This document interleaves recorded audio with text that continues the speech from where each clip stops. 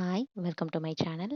இன்னைக்கு நம்ம ஈஸியா, சிம்பிளா தோசை, இட்லிக்கான சட்னி எப்படி பண்ணுறதுன்னு பார்க்கலாம். வெங்காயம், தக்காளி, காஞ்ச மிளகா இத 3 வச்சு நம்ம பார்க்க போறோம். இதுக்கு ஒரு கடாய் வச்சு 1 ஸ்பூன் எண்ணெய் விட்டு 4 காஞ்ச மிளகாவ வறுத்து எடுத்துக்கிறேன். 4 மீடியம் சைஸ் வெங்காயத்த நல்லா வதக்கிக்கிறேன்.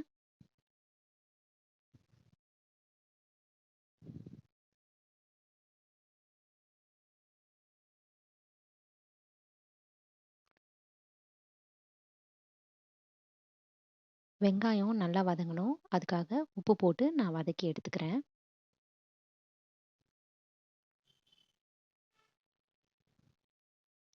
வெங்காயம் நல்லா வதங்குனதுக்கு அப்புறமா, இது கூட 4 தக்காளிய கட் பண்ணி வச்சிருக்கேன். அதையும் இது கூட சேர்த்து நல்லா வதக்கி எடுத்துக்கிறேன்.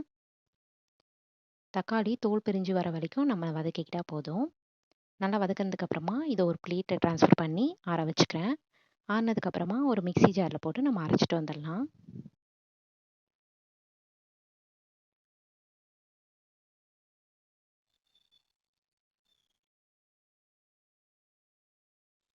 இப்ப ஆறிடுச்சு. ஒரு மிக்ஸி ஜார்ல சேர்த்துக்கிறேன்.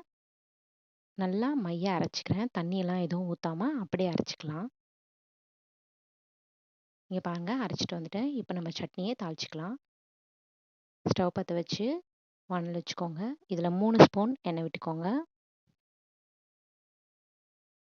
எண்ணெய் நல்லா காஞ்சதுக்கு அப்புறமா கடுகு போட்டுக்கலாம்.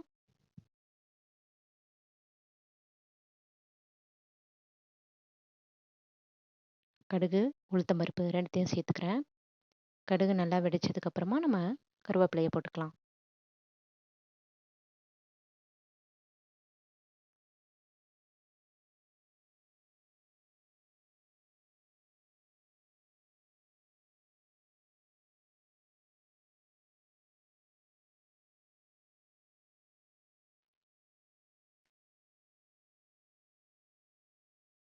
கடுகு நல்லா பொரிஞ்சிடுச்சு. இப்ப நம்ம கருவேப்பிலைய சேர்த்துக்கலாம். அரைச்சு வச்சிருந்த தக்காளியும், வெங்காய பேஸ்ட்டையும் இதில சேர்த்துக்கலாம். சேர்த்து நல்லா வதக்குங்க. இது தெறிக்கும். ஒரு மூடி போட்டு கொஞ்ச நேரம் விட்டுடுங்க. அதுக்கப்புறமா எடுத்து பார்த்தீங்கன்னா, நல்லா கட்டியா இந்த மாரி இருக்கும். அப்ப நம்ம சட்னி ரெடி. இப்ப நம்ம ஸ்டவ் ஆஃப் பண்ணி தோசை கூட சர்வ் பண்ணிக்கலாம். தேங்க்ஸ் ஃபார் வாட்சிங். Subscribe our channel.